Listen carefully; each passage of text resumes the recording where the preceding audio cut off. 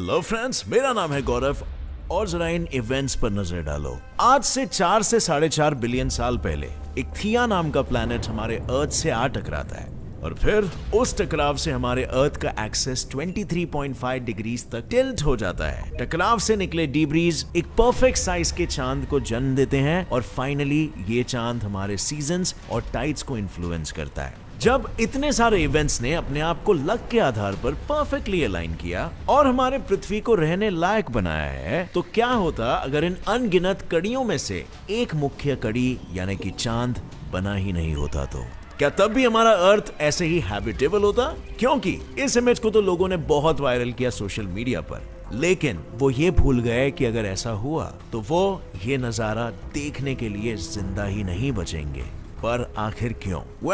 इसके पीछे की वजह है मून का परफेक्ट साइज। इससे कम या ज्यादा साइज के ऑब्जेक्ट का मतलब है हमारी मौत। इस पूरे ब्रह्मांड में सिर्फ एक ही चीज है जो हमारी जनजाति को बिना नुकसान पहुंचाए मून को सक्सेसफुली रिप्लेस कर सकती है, और वो कौन है पता है? एक ब्लैक होल। व्हाट? कैसे?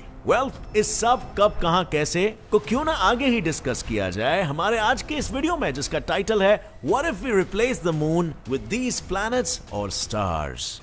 आज से कुछ दशक पहले तक हमारी स्पेस से संबंधित जानकारी काफी लिमिटेड हुआ करती थी और इसीलिए ऐसे ख्याल दिमाग में आना लाजमी थे। पर आज हम जिस मुकाम पर है, ऐसे आइडियाज के क्या परिणाम हो सकते हैं, इन्हें हम रफली डिड्यूस कर सकते हैं। मिसाल के तौर पर what if we replace our moon with Saturn या शनि। वो ही एक्सटेंड होती है from around 60,000 kilometre to around 4,80,000 kilometres from its centre. अब हमारी पृथ्वी से चांद तक का डिस्टेंस है सिर्फ अराउंड 3,84,400 किलोमीटर। यानी अगर शनि ने चांद को रिप्लेस कर दिया तो हम काइंड ऑफ उसकी रोश लिमिट के अंदर होंगे, जहां हर सेलेस्टियल बॉडी सैटर्न की ग्रेविटी और टाइडल फोर्सेस के चलते टुकड़ों में बिखर कर उसके रिंग्स का हिस्सा बन जाती है। और ये सब एकदम झटके से नहीं होता कि सब खत्म हो जाता है और पता भी नहीं चलता। जब पृथ्वी पर इसका असर दिखना शुरू होगा तो सबसे पहले तो सैटर्न की जबरदस्त ग्रेविटी अर्थ के स्ट्रक्चर को ही तोड़ने मरोड़ने लगेगी, जिससे हर जगह भूकंप और सुनामी से भरा माहौल होगा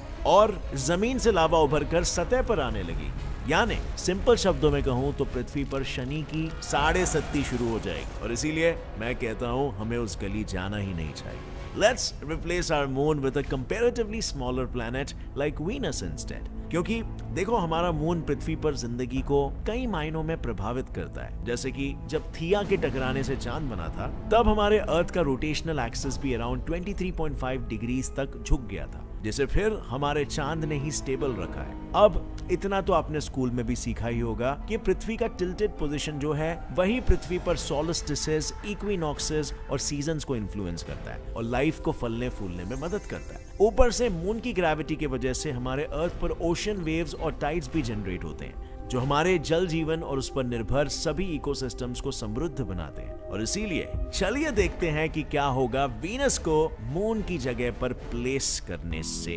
अब फ्रेंड्स, आगे बढ़ने से पहले अगर आप भी फ्री क्रिप्टो करेंसी जैसे कि बिटकॉइंस, डोजकॉइन, इथेरियम फ्री में कमाना चाहते हो तो अभी ही क्रिप्टो ऐप को डाउनलोड करो। यहाँ पर साइन अप कीजिए, KYC कंप्लीट कीजिए और फिर ये रेफरल कोड को एंटर कीजिए। रेफरल कोड एंटर करने के बाद आपको यहाँ पर एक स्क्रैच कार्ड मिल जाएगा, जिसमें 100% आपको कोई ना कोई क्रिप्टो मिलेगी ही मिलेगी और चांसेस है अब 0.02 BTC यानी कि लगभग 80,000 रुपए भी जीत सकते हो यहाँ पर। और यही नहीं, आप अपने फ्रेंड्स को रेफर करके और भी क्रिप्टोस कमा सकते हो और इन्हीं क्रिप्टोस को रियल कैश में कन्वर्ट कर सकते हो। इस ऐप में आप UPI और बैंक ट्रांसफर से इजीली पैसे डिपॉजिट या विड्रॉ कर सकते हो और UPI पेमेंट है तो आप किसी भी दुकान में या मॉल में इस ऐप के थ्रू भी पेमेंट कर सकते हो। आप इसमें इवन 50 रुपया डिपॉजिट कर सकते हो UPI के through and up to 10,000 without KYC verification. Crypto currencies को रेगुलेट किया जाएगा बिल्कुल उसी तरीके से जिस तरीके से आपके प्रॉफिट्स पर टैक्स लगता है स्टॉक मार्केट्स और म्यूचुअल फंड्स में, उसी तरह क्रिप्टो के प्रॉफिट्स को भी टैक्स किया जाएगा। So it is your legal income. और साथ ही इस ऐप की मदद से आप क्रिप्टो पे, रिक्वेस्ट या सेंड भी कर सकते हो एनीवेयर अक्रॉस द वर्ल्ड। इसी के साथ आपको कोई भी ब्रोकरेज फीस नहीं देनी पड़ेगी। पर यदि आप लेन देन नहीं क्रिप्टो में ट्रेड करना चाहते हो तो वो भी आपको इस ऐप में करने मिल जाएगा। यस, यहाँ पर आप क्रिप्टो को बाय, सेल और ट्रेड कर सकते हो और इस ऐप का इंटरफेस इतना इजी टू यूज है कि इसे बिगिनर से एक्सपर्ट लेवल का कोई भी इंसान यूज कर सकता है। सो टेंशन मत लो फ्रेंड्स, ये app one of the most trusted apps in the market और मैं भी पर्सनली इस पे ट्रस्ट करता हूँ। सो फ्री क्रिप्टो रिवॉर्ड के लिए डिस्क्रिप्शन में दिए गए लिंक से इसे अभी डाउनलोड करो। Go and get your reward now. Planet Venus. अब तक हम बात कर रहे थे शनि की, लेकिन शनि की बात करें और उसमें शुक्र का जिक्र ना हो, ऐसा कैसे हो सकता है? सो लेट्स ट्राई शुक्र फॉर नाउ।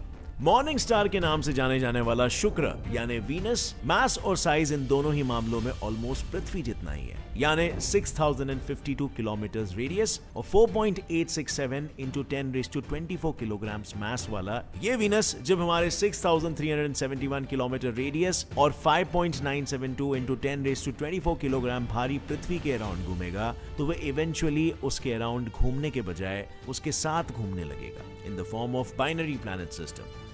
अब जिनको बाइनरी प्लैनेट सिस्टम क्या होता है ये नहीं पता, वो बस इतना समझ लो कि इसमें दो सिमिलर साइज और मास के प्लैनेट्स एक इमेजिनरी पॉइंट के इर्द गिर्द घूमते हैं, ना कि एक प्लैनेट दूसरे के इर्द गिर्द।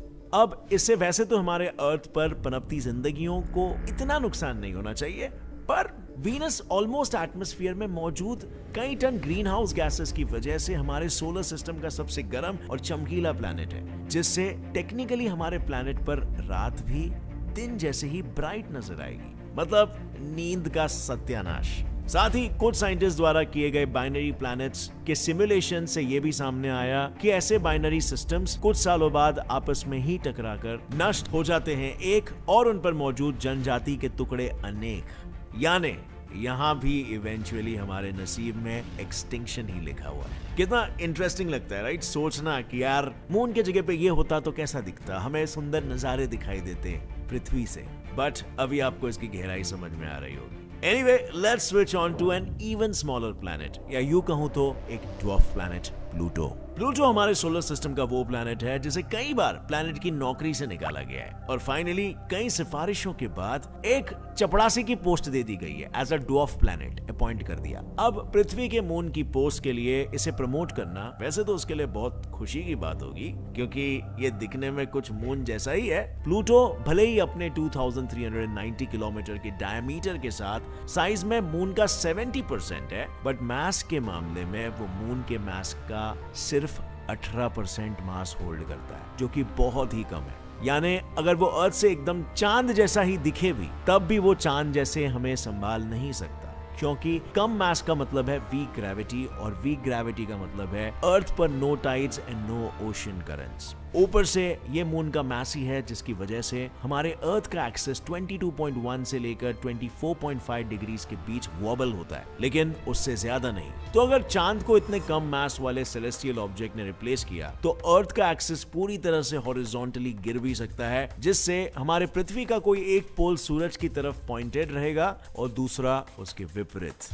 अब इसका इफेक्ट क्या होगा ये तो आप खुद भी अंदाजा लगा ही सकते हो, बिकॉज पोल्स की तरफ हमारे पृथ्वी की मैग्नेटिक फील्ड काफी कमजोर होती है, जिसकी वजह से सूरज के हार्मफुल हीट वेव्स पोल से होते हुए डायरेक्टली अर्थ के सरफेस तक पहुंच जाएंगे और पोल्स की बर्फ को धीरे धीरे नहीं बल्कि विद इन डेज पिघला देंगे। इससे होगा ये कि कुछ ही दिनों में सिर्फ मुंबई जैसी कोस्टल सिटी ही नहीं बल्कि ऑलमोस्ट पूरा का पूरा महाराष्ट्र इस समुंदर के नीचे समा जाएगा, which is not gonna be good for our channel. So, let's replace our moon with something else, like a red dwarf star, Proxima Centauri. Proxima Centauri हमारे सोलर सिस्टम से करीब 4.25 लाइट ईयर्स दूर एक छोटा सा रेड ड्वार्फ स्टार है, जिसका total mass हमारे सन का महज 12.5% है और डायमीटर उसका 14% है। यानी हर लिहाज से ये स्टार हमारे सूरज के क्वार्टर हिस्से से भी छोटा है। तो अगर इस छोटे से फेंट स्टार को हमने अपने चांद की जगह पर रखा, तब भी क्या वही सारा केओस मचेगा जो अब तक देखे गए बाकी कैंडिडेट्स ने मचाया है। जैसे कि हमने पहले डिस्कस किया था, चांद हमसे सिर्फ अराउंड 3,84,400 किलोमीटर दूर है, मगर प्रोक्सिमा सेंटोरी का डायमीटर ही अराउंड 2,14,550 किलोमीटर है। ऐसे में प्रोक्सिमा सेंटोरी इस स्टार का सरफेस हमारे पृथ्वी से जितना नजदीक आएगा, उस हिसाब से हमारे पृथ्वी का पूरा सरफेस ही रोस्ट हो जाएगा। और फिर भले ही ये स्टार एक बुझते हुए दिए जितना ही ब्राइट क्यों ना हो, ऊपर से इसका मास जुपिटर के मास से 150 गुना ज्यादा है, which means ये हमारा चांद बनने की जगह हमारे प्लैनेट को अपना चांद बना लेगा, या हो सकता है उसे निगल ही जाए। मतलब इस स्टार को अपना चांद बनाने से ना हमारे प्लैनेट की नौकरी बचेगी और ना ही उसकी जान। बट वेट, क्या इस विशाल ब्रह्मांड में ऐसी कोई चीज नहीं है जो मून को रिप्लेस कर पाएगी, वो भी हमारे जान के दुश्मन बने बिना? वेल, इस सवाल का जवाब ना थोड़ा सा टेढ़ा है और मैं समझाऊंगा कैसे। Have you thought about a black hole? I know ये थोड़ा सा अटपटा साउंड कर रहा होगा, बट ट्रस्ट मी, इस ब्रह्मांड में एक ब्लैक होल ही है जो सक्सेसफुली हमारे मून को रिप्लेस करने की क्षमता रखता है। थोड़ा गौर से सुनना, बस हमें उसका साइज एक छोटे मूंगफली के दाने जितना बनाना होगा, then it will be fine. And डरो मत, इस सिचुएशन में आप जिस तबाही के बारे में सोच रहे हो ना, वैसा यहाँ पर कुछ भी नहीं होने वाला है, क्योंकि ब्लैक होल सिर्फ तब तक खतरनाक होते हैं जब हम उनके इवेंट होराइजन के पास पहुंच जाते हैं, बिकॉज उस रेखा को पार करने के बाद there is no coming back. आपका लिटरली खीमा बन जाएगा। लेकिन अगर आप उस लाइन के पीछे रहते हो तो वो बस एक मैसिव सेलेस्टियल ऑब्जेक्ट की तरह बिहेव करेगा जो अपनी ग्रेविटी से आपको अपनी ऑर्बिट में या खुद को आपकी ऑर्बिट में पकड़ कर रखेगा। यानी अगर मून के ही मास का ब्लैक होल मून की जगह ले ले तो हमारी पृथ्वी अपनी उसी 23.5 डिग्रीज के एंगल पर टिल्टेड रहेगी। दिन और रात का साइकिल वैसे ही चलता रहेगा और टाइड्स एंड सीजन्स भी बिल्कुल उसी तरह पृथ्वी को हरा भरा रखते रहेंगे जैसे हमेशा से रखते आए हैं। Isn't that great?